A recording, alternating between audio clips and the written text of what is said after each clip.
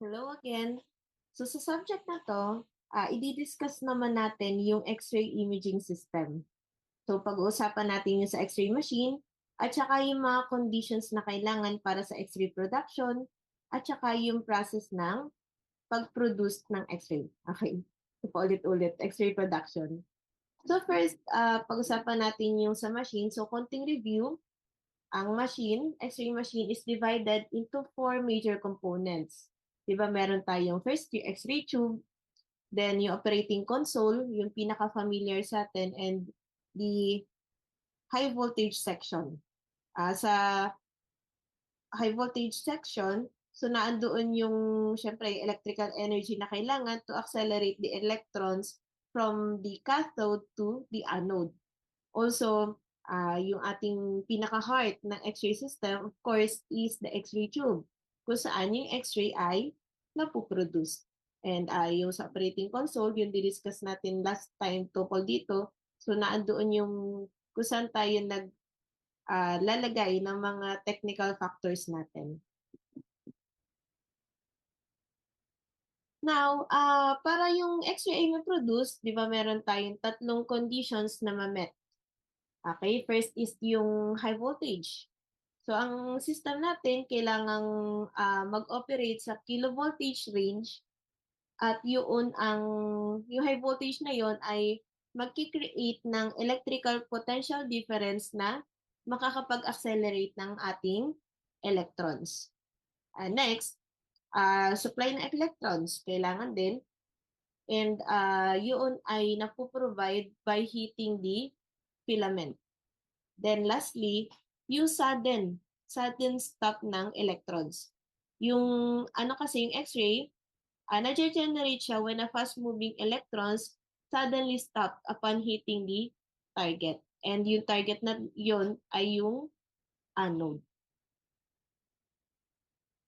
And let's walk through yung kung paano yung systems ay napoproduce step by step. Okay, so ni-list natin dito. First is yung filament heating. Diba? Si current, nagpa-pass through siya sa tungsten filament na nakalagay doon sa ating cathode. And doon iinit yung filament, giving energy to the electrons. And here, dito papasok yung tinatawag natin na thermionic emission. As the filament heats up, yung electrons will gain enough energy to escape from the surface. And yun yung tinatawag natin na thermionic emission. As for the electron acceleration, yung mga release na electrons ay maa-attract to the positive charge anode. Kasi di ba, cathode is negative and the anode is the positive side. So sila ay magta-travel at high speed across the tube because of applied high voltage. Okay? Kaya importante si KBP. And as the electrons strike the tungsten target on the anode, yung kinetic energy will be determined by the tube voltage. Now, dito papasok yung energy conversion. Kasi kapag yung electrons tumama sa target, meron dalawang interactions na nag-occur. First, we have yung Bremsstrahl lang na radiation or yung tinatawag nating braking radiation. And also, dito papasok yung characteristic radiation. And about 99% of energy is converted into heat, and 1% became the X-ray photons. And lastly, as for the X-ray emission, yung produced X-ray photons will exit through the tube window. Okay, yun lang yung useful, yung mag-e-exit sa tube window. And yung photons na yun will form a beam with varying energies. And yun yung tinatawag natin na X-ray spectrum. Okay, again, yung manggagaling lang sa window ng tube. And it will form the basis for the X-ray image formation. Okay? Yung beam na yun ay ginagamit natin to create the diagnostic images. Okay, naalala na siya?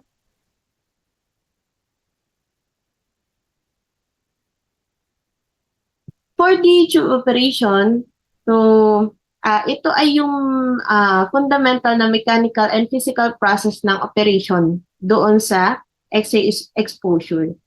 So di ba, meron tayong cathode, ito yung pinaka, again, source ng electrons, and kung makikita niyo sa illustration, yung color green, so doon nag-originate yan.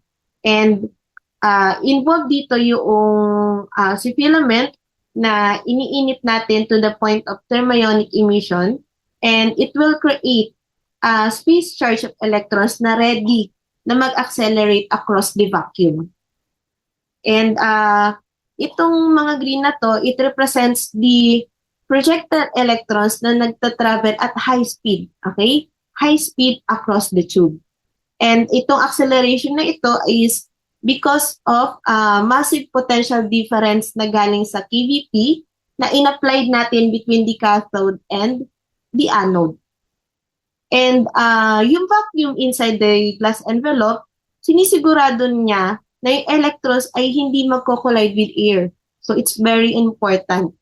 And kasi yung mga air molecules na yan, magkakos yan na mabawasan yung energy before hitting the target. Okay? And we also have here yung rotating anode, which is the positive side. Okay? So ito, it rotates, alam naman natin. And ito ay importanteng engineering feature kasi for heat dissipation, kailangan talaga na nagro-rotate siya. And by rotating the anode, si electron beam, it will strike a different physical area. So meron tayo dito tinatawag na focal track, yung mismong area kung saan siya tumatama. And we call this actual focal spot. Okay, itong red portions na to. So from there, lalabas na yung X-ray photons through the window. And when the high-speed electrons strike the heavy metal atoms do sa anode, so yung kinetic energy will be transformed. Okay? So that's it for tube operation. Now, pag-usapan naman natin yung nasa loob, yung equipment. Okay? So, itong buong X-ray tube is protected by X-ray tube housing. And syempre, kung makikita nyo, meron pa siyang internal components. So, ang pinaka-outer layer is lead. Okay? Lead casing. And itong lead casing na to, meron siyang dalawang purpose. First is, protection for leakage. Okay? Leakage radiation. Okay, pinaprevent ito yung X-rays from emitting in all directions and sinishield si patient and of course, the radtech. And also for mechanical support, ito ay pumoprotekta doon sa pinaka-fragile glass envelope from the physical damage. And between the lead casing and the glass envelope, meron tayong oil for heat conduction. So we call this diala oil. Again, diala oil. So, ang purpose naman niya is first for cooling kasi nga, as we know, 99% of electron interactions ay nagre-resulta sa heat.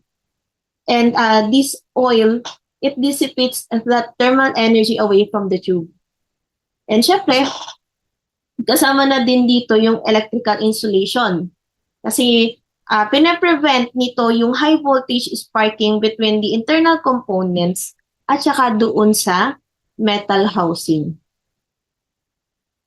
And next is yung, syempre, itong ating glass envelope para sa vacuum environment. Itong glass envelope na to, so gawa siya sa Pyrex. Kasi si Pyrex can withstand the high heat and also it contains a vacuum. Kung naabutan nyo pa until now, di ba may mga kaserola, basta yung lutuan, na mga pots na basta yung pinaglulutuan. So, gawa siya sa Pyrex glass. And kung mapapansin nyo, it can withstand yung mainit talaga na temperature. So, itong vacuum na to, again, kung yung glass molecules ay present, yung electrons kasi will collide with them and it will lose the kinetic energy and of course, the efficiency of X-ray production. Itong vacuum na to, ini-ensure niya yung clear path para dun sa electrons to travel from the cathode to the anode.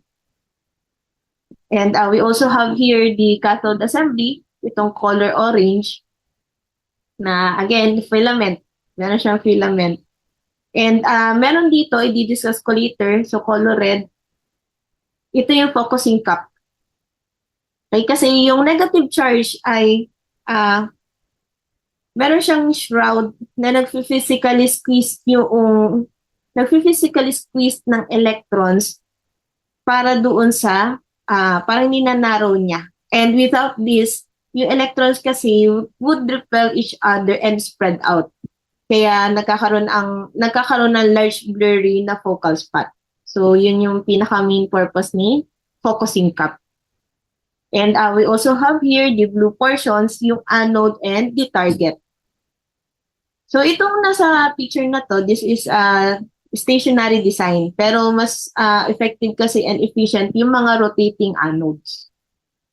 And itong target na to, naka-angle yan.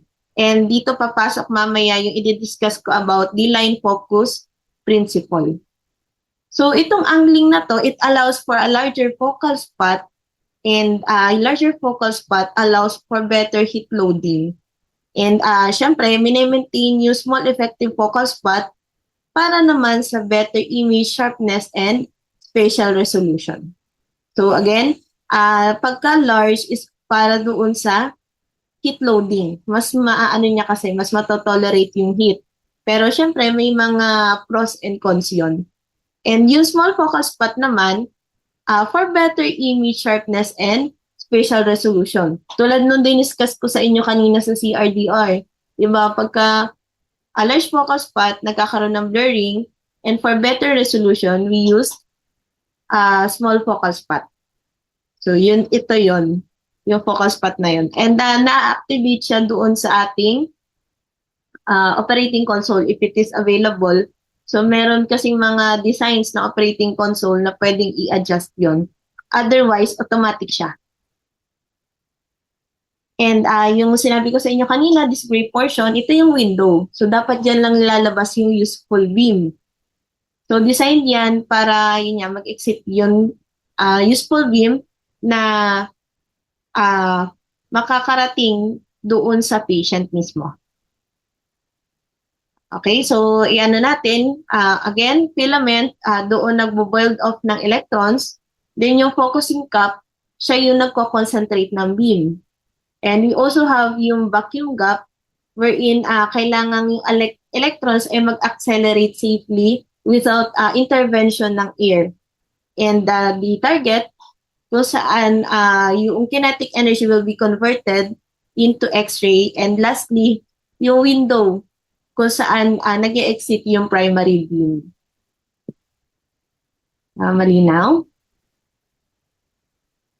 So, i-ano pa rin natin, continuation do sa equipment. So, makikita nyo, ito yung from Bushong, ito yung design ng nasa loob ng X-ray tube. Yung nakabilog na red, so yan yung portions ni cathode, and the orange portion is for anode assembly. And again, unlike the stationary anode, ang rotating anode is yung pinaka-potent for managing the extreme heat na na-generate during exposure.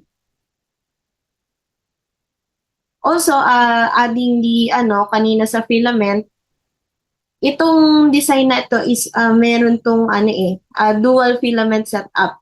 So ito yung mga common na design for modern tubes. Yun nga, yung merong large and focal spots. And also, ano pa ba? Pangmasdan natin. Ano pa ba? Hindi ko nasabi dito. Dito yung sa window. Dito. So, ito yung nag-a-allow noong primary beam to exit with minimal inherent filtration. So, itong window na to ay meron inherent na ano mismo, from dito pa lang meron na tayong initial filtration para ma-ensure na yung maximum number ng useful X-ray photons ay makakarating sa patient. So meron na agad yan inherent o yung naka-embed na mismo na filtration. And dito sa ating anode assembly, it is important to note na while yung rotor is inside the glass, yung stator, di ba meron tayong tawag dito, parang acronym para maano natin kung alin yung inside and outside. Di ba yung sorry? Yung stator is outside and the rotor is inside. So they work together sa pamamagitan ng electromagnetic induction para mapaikot si anode without any physical electrical connection between the moving parts and outside the power source. And next, pag-usapan naman natin yung protective housing.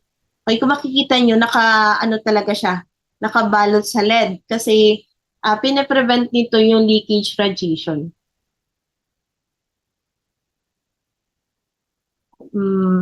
And tingnan niyo yung size, ang glass enclosure, ito yung usual na size niya. Okay, around 30 to 50 cm long. Ganun siya kahaba and yung pinakabilog niya is around 20 cm in diameter. Pagmasdan niyo din, dito sa sa lid lining, 'di ba naka-lined with lead para ma-absorb nga yung leakage radiation as much as possible. And ito guys ay merong strict regulatory limit. Okay, tandaan nyo, yung as for the regulatory standard, kailangan ang protective housing ay kayang ma-reduce yung intensity ng leakage radiation to less than 1 milligray per hour at a distance of 1 meter. So, na-measure yan. Ito ay in-establish ng National Council on Radiation Protection or NCRP. So, yun yung pinaka-allowable amount lang para sa leakage radiation. And if ever na mag-exceed yan, so kailangang tingnan bakit lumalagpas doon. Also, dito naman sa yung sama na natin. So, yung sa high voltage connectors naman, may mga specialized na receptacles yan. And designed yun para, syempre, yung ma-prevent yung accidental contact with the high voltage cables. And often, nakasubmerge ito sa diala oil para ma-prevent yung electrical arcing. Tapos, meron din tayong dito, yung mga filters and collimators na nakalagay again doon sa window. So, ito yung nagpo-provide ng made up of aluminum na nagre-remove ng low energy na soft X-rays para at dito pa lang ma-reduce na yung patient dose. Now, pag-usapan naman natin yung dalawang assembly. Di ba meron tayong cathode and anode assembly. Okay, so sa cathode assembly, meron tayong components, the filament, the focusing cup, and the wirings. Siyempre, isama na natin. So si filament ay syempre yung small coil of wire na similar do sa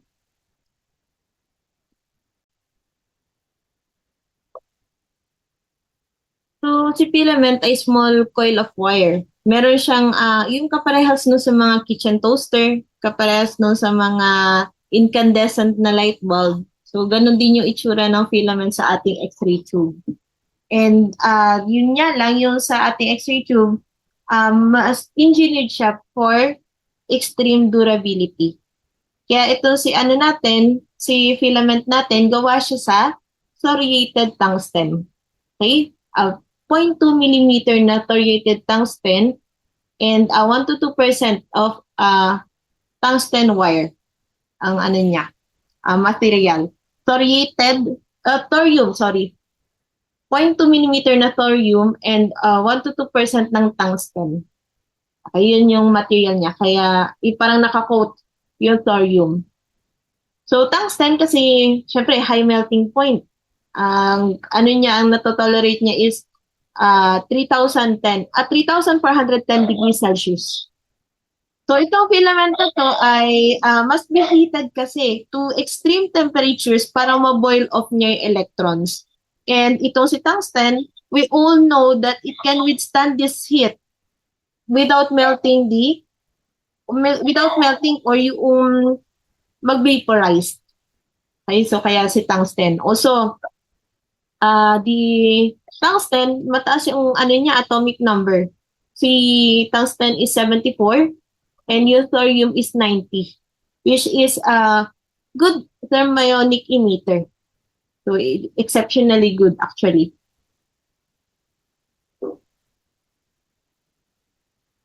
Tapos, yun nga, yung sa size, ang diameter niya is 0.2 millimeter and yung haba niya is 1 to 2 cm. Tapos, yun nga, yung small filament ay ginagamit para tumama doon sa small focal spot. And ito yung to go na for high resolution. Okay, para sa mga, for example, sa mammograms or sa iba pang soft tissues kung saan kailangan na fine yung detail. Yun nga lang, pag lagi mo kasing ginagamit yon, hindi niya matotolerate yung high heat loads. And also, for large filament naman, so para sa ano naman yan, thicker body parts, like sa chest and sa abdomen, kung halimbawa ang options mo kung halimbawa ang menu mo is large focal spot.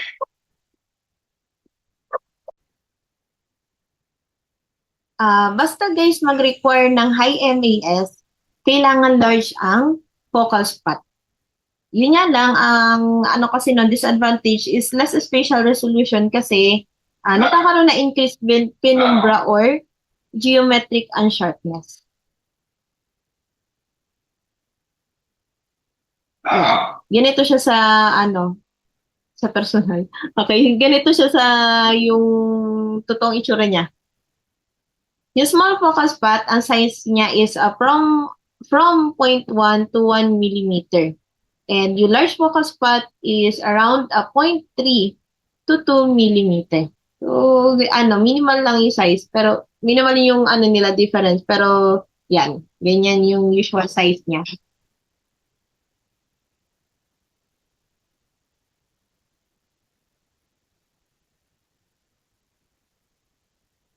Next na pag-usapan naman natin is yung dito sa filament.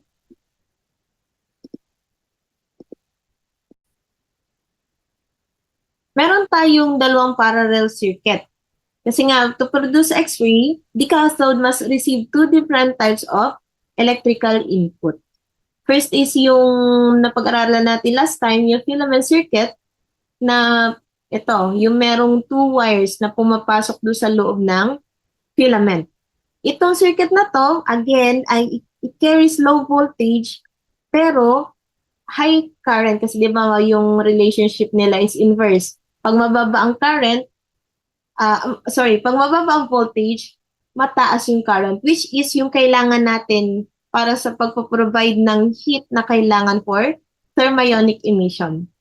And we also have here the high voltage circuit, ito na naka-point doon sa overall assembly. Itong circuit na ito ay nagpo-provide ng, para ito sa kilovoltage guys. Okay, nagkikreate siya ng massive negative charge na eventually makakapag-repel doon sa electrons papunta doon sa anode once na initiate natin yung exposure once na nagpindot tayo. And meron din tayo dito yung focusing cup. Itong focusing cup is electrically connected doon sa high voltage circuit. So you have to take note that may nakakonect siya. So by being negatively charged, ito ay nag-a-act as electrostatic lens. Okay? Kasi nga, like charges repel, Itong negative focusing cup na to, pinupush niya yung negative electrons into a tight convergent stream rather than hinahayaan niyang mag-ano siya, diverge into cloud, yung kumalat. Okay, parang china-channel out niya yung mga electrons. Okay, I hope na malinaw itong sa ano natin, sa filament. So, sa focusing cup naman, gawa siya sa molybdenum. Kasi nga si molybdenum, high melting point din.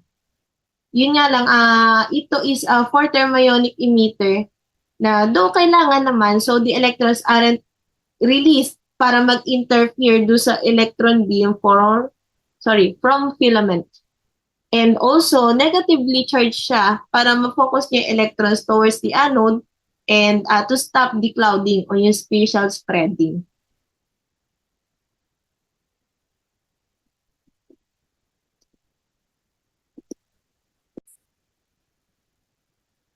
Next, si X-ray tube, ano siya, consumable item na surprisingly, meron siyang short active life na only about 6 to 9 hours of actual exposure time.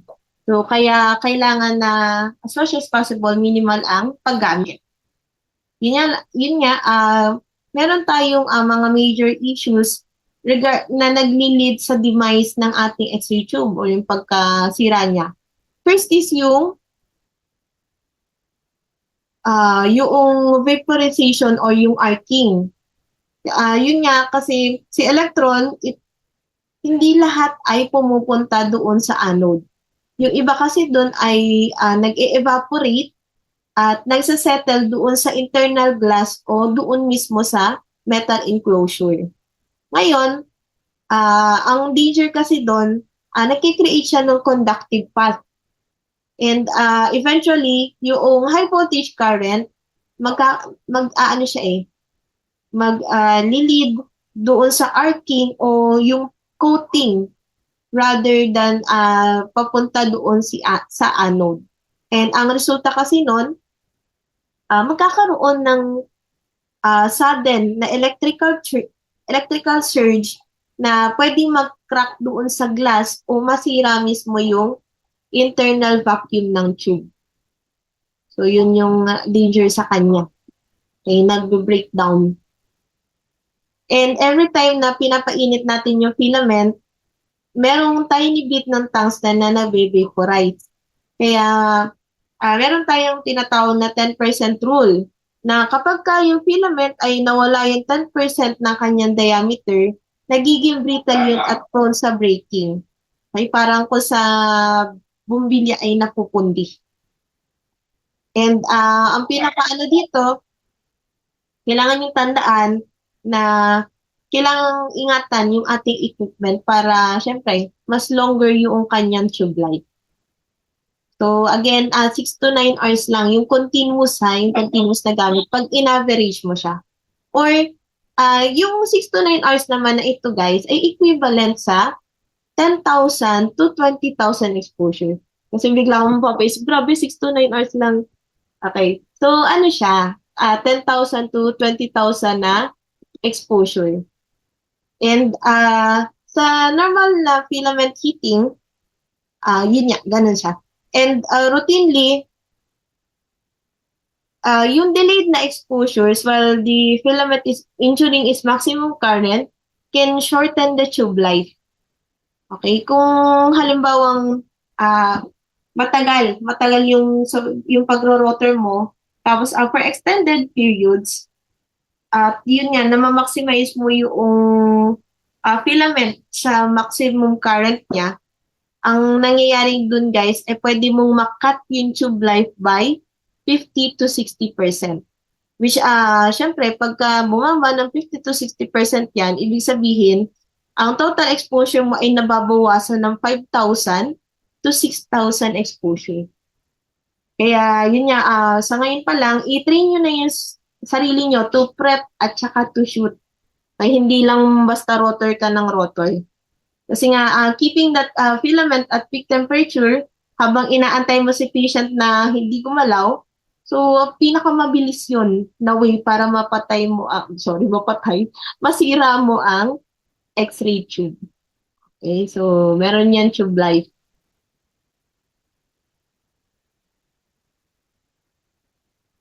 Yun nga, as more and more electrons build up doon sa area ng filament, yung negative charges niya, they begin to oppose the emission of additional charge.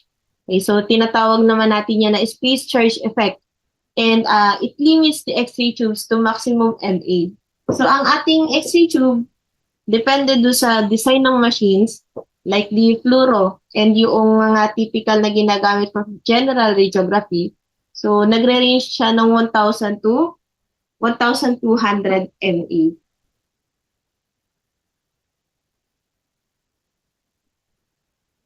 Tapos now, i-discuss naman natin to sa focusing cup. Ang focusing cup, tulad na sabi ko sa inyo kanina, doesn't just hold the filament. So, nag-a-act siya as a high precision lens. And kung halimbawa guys na wala tayong focusing cup, yung electrons magbo-boiled off siya sa filament. And they immediately, magkaka-experience yan ng tinatawag natin na mutual electrostatic repulsion. Kasi nga si electrons are negatively charged. Naturally, gusto nilang magtulakan. And without containment, yung electron beam na yun will spread wide and it will mamimiss niya yung mismong target and maraming matatamaan. And kung maraming matatamaan, ang magiging result nun will be too blurry for diagnostic use. So kaya kailangan i-channel out siya. So sa ganitong design, dito nakapwesto yung focusing cup.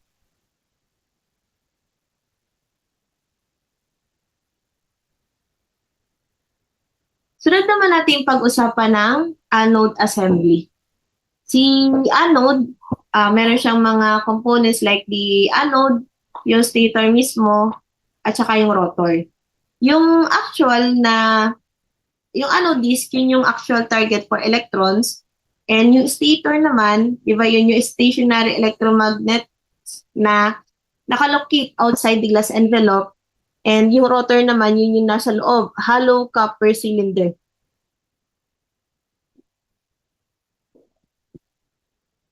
Ang primary function ng anode, yung first is the target para doon sa mag-provide ng precise na surface para sa projectile electrons na tumama.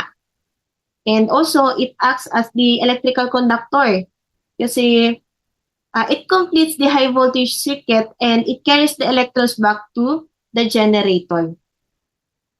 Okay, so tandaan nyo guys na again, kasama sa function ng anode na magpalamig ng X-ray machine. So if ever na in the future may ma-encounter kayo for example, sa board exam, ano yung component ng X-ray tube sa loob mismo guys na pwede magpalamig mismo sa loob. So kasama na dun yung anode kasi siya ay thermal conductor. So it acts as a primary heat sink.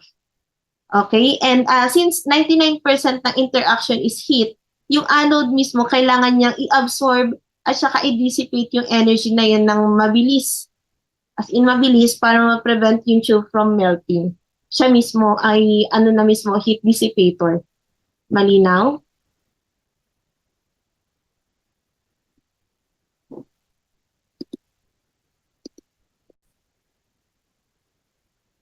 So, ang anode, meron siyang material na kaparehas ng filament. So, gawa siya sa tungsten for same reasons ng filament. And take note, during normal use, yung focal track mismo, it reaches temperature between 1,000 to 2,000 degrees Celsius. And dito sa kung si filament is thoriated tungsten, si anode, meron siyang rhenium. Okay, rheniated tungsten. Okay, rhenium is added to tungsten para ma-prevent yung cracking ng anode at high temperatures and end usage. Also, nakaset sa anode disk yung molybdenum. Okay? Ang stem mismo ng anode disk ay molybdenum. And ang charge ng anode is positive para ma-attract niya yung electrons. And also, it is set at an angle to direct the X-ray photon beam down towards the patient. So meron tayong usual angle na 5 to 15 degrees Celsius. So ito, yung mga reasons kung bakit yung tungsten is a material choice also for target. First is yung atomic number. So number 74. And yun nga, para siya sa high efficiency X-ray production and high energy X-rays. And yun nga, yung pinaka-sole purpose niya, thermal conductivity. And because of thermal conductivity, so kaya niya i-tolerate yung, tinan nyo guys, yung high melting point. Around 3,400 degrees Celsius compared sa 1,100 degrees Celsius na ginagamit, like the copper. Okay, and also, yung ganitong design can, of course, withstand yung high tube current without pitting or bubbling.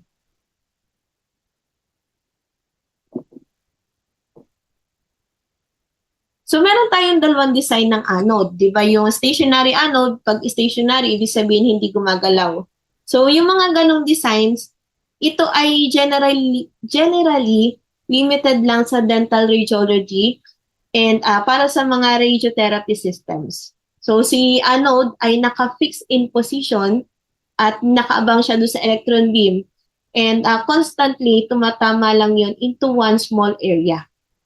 Yung rotating anode, on the other hand, ito yung ginagamit natin sa ating radiography, lalo na sa mga mobile sets and para sa fluoro. So ang itsura niyan, meron disc with a thin beveled rim of tungsten. So naka-beveled siya or parang naka-angle. And meron siyang circumference na nagro-rotate at 50 Hertz. Yun yung kanyang power. And because it rotates and it overcomes heating by having different areas exposed to the electron stream over time, so meron siyang yung mismong disc niya, okay, meron siyang added na molybdenum. Okay, molybdenum disc with thin tungsten target around the circumference. And itong natin kay meron siyang stem. Gawa rin yun sa molybdenum. So siya ay poor conductor of heat para syempre ma-prevent yung heat transmission doon sa mga metal bearings. And yung meron tayong mga silver lubricated bearings between the stem and rotor para wala siyang effect doon sa heat transfer, and it also allows itong mga silver bearings na to. Silver bearings para sa fast rotation at low resistances. So gawa siya sa silver and lubricated siya para madulas. And yung rotor natin, so meron niyang color. So blackened dapat para kasi di ba yung color black, nag-absorb siya ng heat. So it is the heat transfer. So yan ang kanyang design.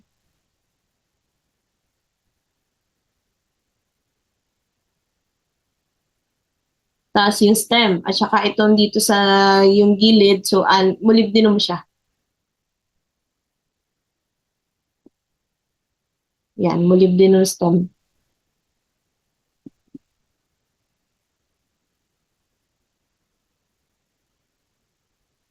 Tapos yan, yung pinaka-fillings, yung color orange na portion, so gawa yan sa molybdenum. Then yung gray portions ay gawa sa graphite.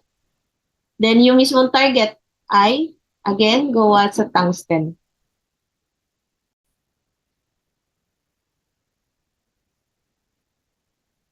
Sa anode angle, meron tayong 5 to 15 degrees and meron silang certain purpose.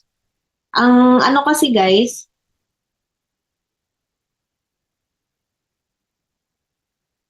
yung variation sa anode angle, hindi siya arbitrary. Isa siyang deliberate na engineering trade-off na base doon sa tinatawag natin na line focus principle na i-discuss ko sa inyo later.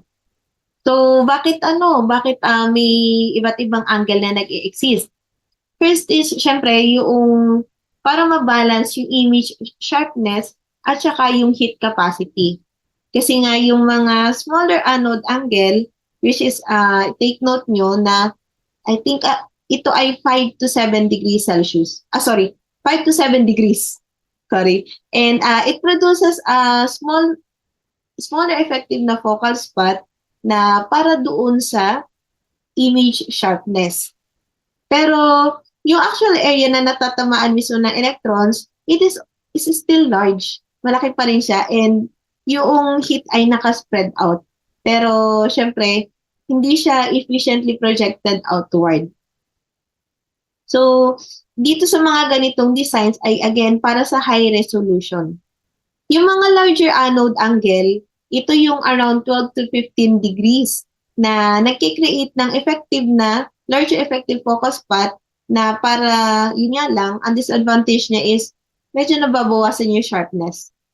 Pero, syempre, yung mga ganitong mga designs ay nag-a-allow ng better heat dissipation and also kaya nilang i-cover yung mga malalapad na field of view. So, mostly ginagamit to sa general radiography. Also, sa anode angle, nai-impluwensyahan niya yung ang anode hill effect. Kapag ka guys, smaller angles, mas stronger yung hill effect nun.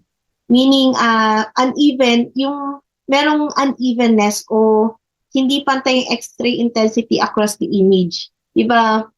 Because of anode hill effect, diba, hindi siya 100% na concentrated yung X-ray in one direction. So, anong nangyayari sa cathode side, nagiging parang 120 degrees, 120%. Tapos, dito sa anode side, around 75. So, ganun yung nangyayari because of Hill effect. Sa larger, medyo uniform yung intensity niya, kaya ito ay nagagamit natin do sa mga larger body parts. So, sa mga designs na nangangailangan ng certain angles, sa mammography guys, kasi nga ang purpose ay as much as possible makapag-provide ng magandang spatial resolution, kaya gumagamit tayo ng small angles para doon to high detail yung pinapurchase na ganun yung design. And sa general radiography, kasi nga, di ba meron tayong cassette na 14 by 17. So, meron tayong moderate na angle dito na around 12. And para naman sa mga high output system, so mas larger yung angles niya, lalo na doon sa mga bigating machines like CT scan. So 15 degrees yon para sa heat handling. So again, yung angle ay dinidetermine niya kung gaano kalaki ang actual focal spot na nakaproject doon sa smaller effective focal spot. And yun nga yung essence ng line focus principle o yung Goetze principle.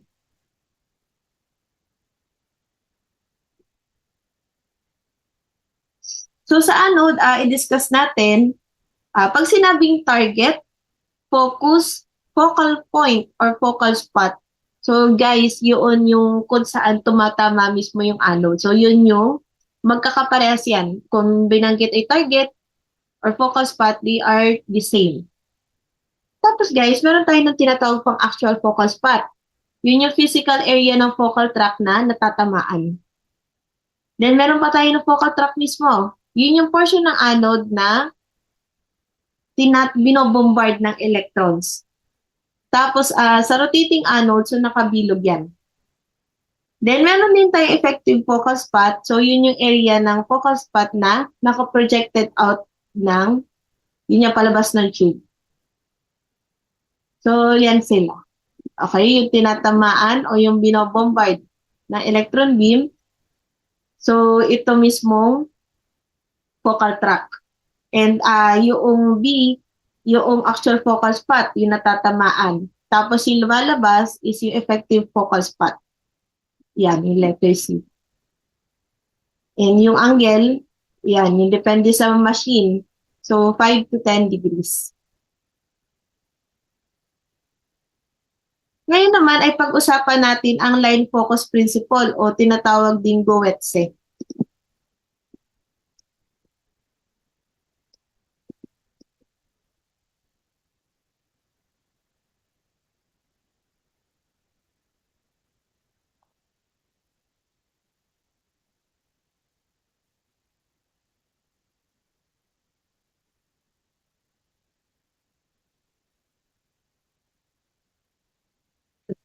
Wait lang ah.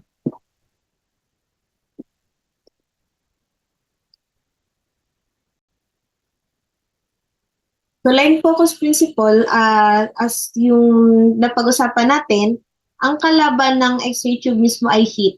And to handle yung high heat, kailangan natin ng larger area para tamaan ng electrons. Pero syempre, to get a sharp image, kailangan natin na yung X-ray ay manggaling sa tiny point-like source. And that's what we call line focus principle. And yun nga, ina-allow niya yung parehas na goal na yon. So, na-define ko na sa inyo what focus path is. So, again, specific area siya ng anode kung saan yung X-rays are nai-emit.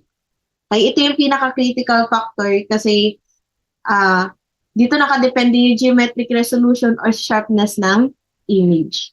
Siyempre, larger source creates blur. And a small source creates crisp or yung pointed na origin.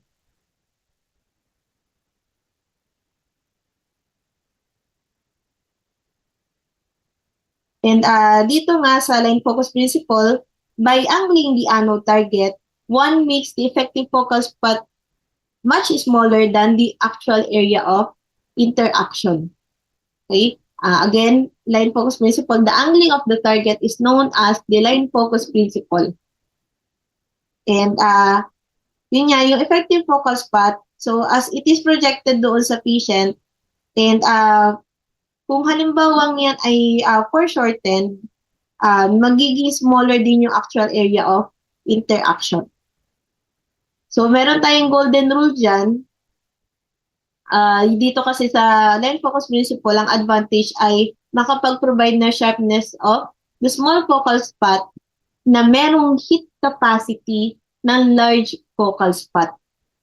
May ano kasi, di ba, may disadvantage yan small, may advantage at disadvantage at meron ding ganun, meron ding advantage at disadvantage on large. Now, para maano mo, parang ko sa bangka ay makapagsagwan ka sa dalawang magkaibang ilog. So, sila yung focus principle, binabalance niya yon. So, meron tayong golden rule para sa angling. Yun nga, yung smaller, syempre, sharper ang image and smaller angle, yun nga lang, ang disadvantage niya kasi is larger yung anode hill effect niya. Or ibig sabihin, yung binanggit ko sa inyo kaninang uneven beam density. Now, pagka mas uniform, again, tulad na sabi ko kanina, mas uniform ang beam natin kung halimbawang larger siya. Okay, so yun yung ginagamit sa general radiography. Kasi, di ba, malapad din yung field of view na kailangan natin for that. And sa mamo naman, so maliit lang din naman yung sakop na kailangan for scanning. And ang habol naman natin ay magandang spatial resolution. So, para dun siya. So, tandaan nyo na kapag gumamit tayo ng technique, alalahanin natin yung line focus principle ay gumagana according to our advantage. So, tandaan nyo, the steeper the angle na ginagawa mo para makagpagi ng sharpness, mas kailangan yung mag-alala kasi merong anode hill effect.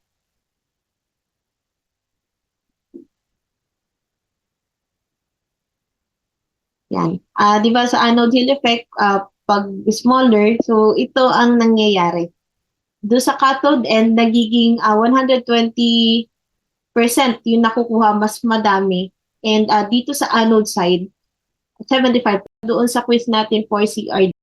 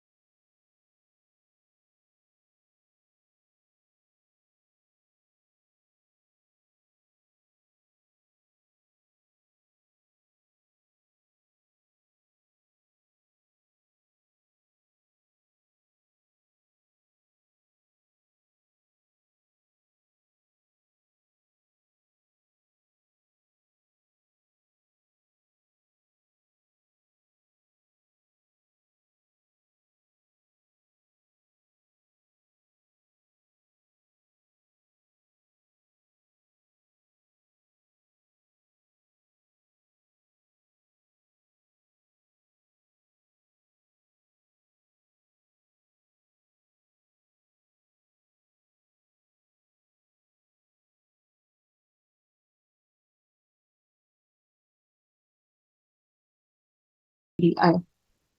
Okay guys, bye-bye.